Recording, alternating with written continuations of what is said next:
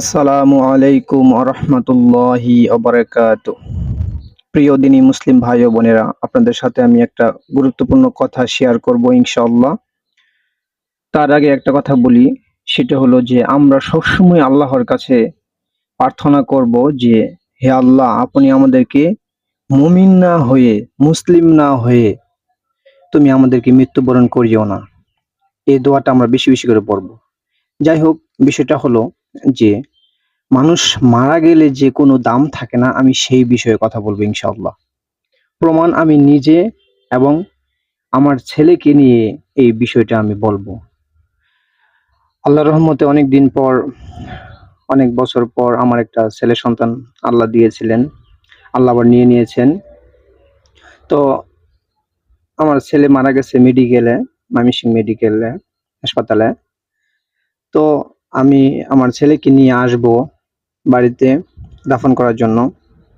তো গাড়ি পাচ্ছি না। বিষয়টা কিরকম যে যখন দেখে যে আমার ছেলে আহ, মৃত বা লাশ, তখন ড্রাইভাররা বলে যে না, আমরা এরকম ভাড়া মারি না, আমরা লাশের ভাড়া মারি না।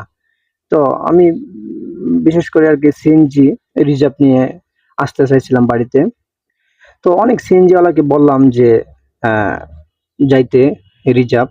তো ওনারা যখন জানতে পারে যে আমার ছেলে আহ, মারা গেছে, তখন ওনারা বলে যে না, আমরা লাশ নিয়ে আহ, ভাড়া মারি না। তো দেখেন একটা বিষয়, যে মানুষ মারা গেলে যে কোনো দাম থাকে না, তা প্রমাণ আমি নিজে প্রমাণ। তো তখন এখন কি করব? তো নিয়ে আসতে তো হবে, বাড়িতে তো আসতে হবে। তখন আমি আহ, না জানিয়ে তখন আমি একটা সিএনজি ভাড়া করছি রিজার্ভ। তখন বাড়ির সামনে সামনে আসার পরে একটা বাজার আছে, বাজারে কাপড় চোপড় কিনতে হইব, সাদা কাপড়। তো দাফনে কাপড় কেনার জন্য আমার সম্বন্ধীকে আমি বললাম যে আপনি কিনে নিয়ে আসেন এগুলো, আমি বাড়িতে নিয়ে যাই। তখন ওই লোকটা বুঝতে পারছে।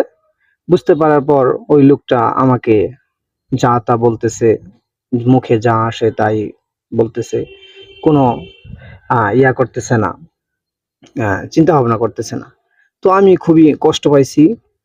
আমি তাকে বললাম যে ভাই, এভাবে বললেন না, আমি খুব কষ্ট হইতেছি, আপনি এরকম বলতেছেন কেন? এমনিতে আমার ছেলে মারা গেছে, আমি অনেক কষ্টে আছি, তার মধ্যে ড্রাইভার অনেক উল্টাপাল্টা কথা বলছে যে আমরা লাশের ভাড়া মারি না, হ্যান ত্যান, আপনি আমাদেরকে আগে বলবেন না, বা অনেক কথাবার্তা বলছে। বলার পরে তখন সে ভাড়া ডাবল দাবি করছে।